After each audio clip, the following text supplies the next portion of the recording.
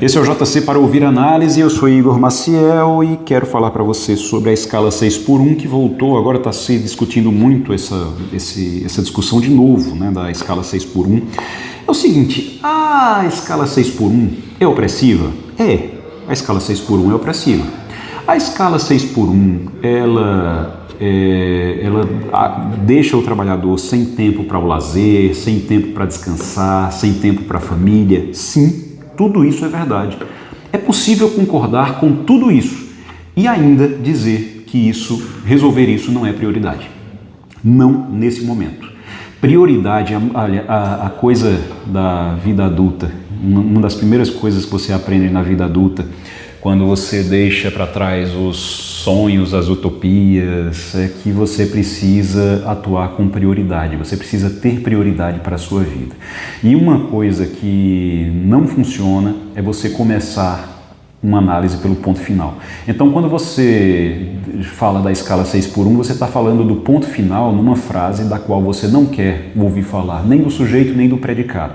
Como é que uma frase, o que é que uma frase tem? Ela tem sujeito, tem predicado e tem um ponto final. Ali é quando você finaliza a frase. A última esfera dessa discussão deveria ser a escala 6 por 1. Sim, é verdade, porque eu vou repetir, a escala 6 por 1 é opressiva. Mas como é que você resolve a escala 6 por 1 dentro de uma lógica na qual você não quer discutir nessa frase nem o sujeito nem o predicado? Você não quer discutir a primeira parte dessa frase, dessa sentença, que é a seguinte: como é que você resolve, você acaba com a escala 6 por 1 para as pessoas trabalharem menos durante a semana, elas terem uma escala de menos trabalho, não precisarem trabalhar tanto, se a produtividade do brasileiro é uma das piores do mundo, está entre as piores do mundo. E não é culpa do brasileiro não, o brasileiro trabalha muito. Lembra que nós concordamos que a escala 6 por 1 precisa acabar? A escala 6 por 1 precisa acabar, é verdade. Mas para isso a produtividade tem que melhorar. O Brasil, na última conta do Instituto, é um instituto na Suíça que faz uma análise, da produtividade do Brasil e de outros países também, de 67 países. É um instituto na Suíça, é o Instituto Management Development, alguma coisa assim. E esse instituto suíço, ele coloca o Brasil como 62º entre 67 países. O Brasil só tem uma produtividade melhor do que países como Venezuela e Argentina, por exemplo. Mas a produtividade do brasileiro é muito, muito, muito ruim. Ele trabalha muito e produz pouco. E por que isso acontece? É culpa do brasileiro? É o brasileiro que é preguiçoso? Não, não é. É culpa do governo. É culpa do governo, porque aí você tem que ir para o predicado. Eu falei do sujeito, né? Vamos para o predicado? Agora, você sabe qual é o predicado nessa sentença, nessa frase? O sujeito é a produtividade, que é muito baixa. Sabe qual é o predicado? É o custo de cada trabalhador. Toda vez que um empregado ele vai contratar alguém, para cada R$100 que ele oferece de salário, ele é obrigado a pagar 110 ao governo em tributos. Então você paga R$110 em tributos para cada R$100 que você oferece de salário. Sabe o que é que significa? Significa que o empregador ele paga 210, o funcionário só recebe 100 e o governo recebe 110 dessa conta. E aí o que é que acontece? O empregador, para poder pagar 210, mesmo que o trabalhador só receba 100, mas para pagar 210, porque ele tem que pagar 110 ao governo em impostos, em tributos, ele tem que fazer o trabalhador trabalhar muito mais. Então a produtividade dele tem que aumentar. Mas como é que você aumenta a produtividade?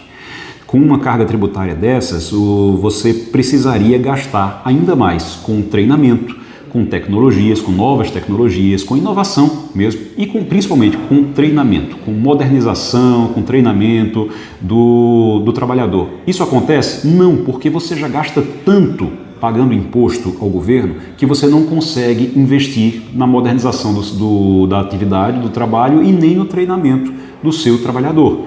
Então, esse custo fica elevado demais. Resultado, você não tem produtividade, o custo é muito alto, você não consegue, por causa do custo, você não consegue melhorar a produtividade e por causa da produtividade que é baixa, você não consegue diminuir a carga de trabalho do trabalhador. Então, como é que você vai discutir o fim da escala 6x1 se você não consegue melhorar a produtividade porque o governo paga tributos altos demais? Então, o governo poderia dar incentivos para que as pessoas, para que os empregadores fizessem isso? Poderiam, sim. Mas por que é que não fazem isso? Porque é muito difícil, para não dizer impossível, um governo, seja qual for, chegar agora e dizer que vai abrir mão de toda a tributação do emprego no Brasil. Porque o emprego é tributado, o governo ganha dinheiro em cima de cada trabalhador e de cada empregador também. E para abrir mão disso, como é que você abre mão disso e como é que você paga as contas se você abrir mão disso? Então, não existe, não tem como, não tem lógica para se discutir, não tem condição de você discutir o fim da escala 6x1 sem discutir produtividade e sem discutir a tributação, sem discutir a carga tributária sobre o emprego. Ok? Tudo bem? Beleza. Mas mesmo assim vão discutir? Vão discutir. Vão discutir e o PT está insistindo nisso, inclusive, e tem um motivo político para isso. É a eleição de 2026 que está chegando. Então eles vão discutir isso, vão colocar isso na pauta, vão tentar aprovar de todo jeito, mesmo que no fundo eles torçam para que não seja aprovado. Ah, Igor, mas eles vão torcer para não aprovar algo que eles estão propondo? Vão, porque se não for aprovado, eles reforçam o argumento de que eles são a favor do povo e o Congresso é contra o povo, os outros políticos são contra o povo. E aí vão dizer que é o Centrão e os bolsonaristas que são contra o povo, enquanto eles estão a favor do povo.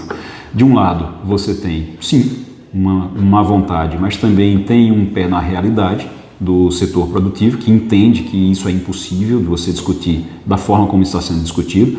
E do outro lado, você tem a falácia e a demagogia para apoiar a eleição de 2026, a reeleição do presidente Lula. É esse o cenário. E a economia brasileira que fique para depois, que se resolva depois. Do mesmo jeito que aconteceu com Dilma Rousseff. Lá com Dilma Rousseff, ela fez de tudo, fez um diabo, como o marqueteiro dela mesmo dizia, para ganhar a eleição. E depois de fazer o diabo para ganhar a eleição, o Brasil, ela acabou sendo impedida depois, né, foi expulsa do cargo, mas o Brasil pagou a conta numa crise terrível. Então é isso, vamos aguardar para ver se isso vai se concretizar ou não e se essa discussão vai para frente. Valeu, um abraço, tchau, tchau.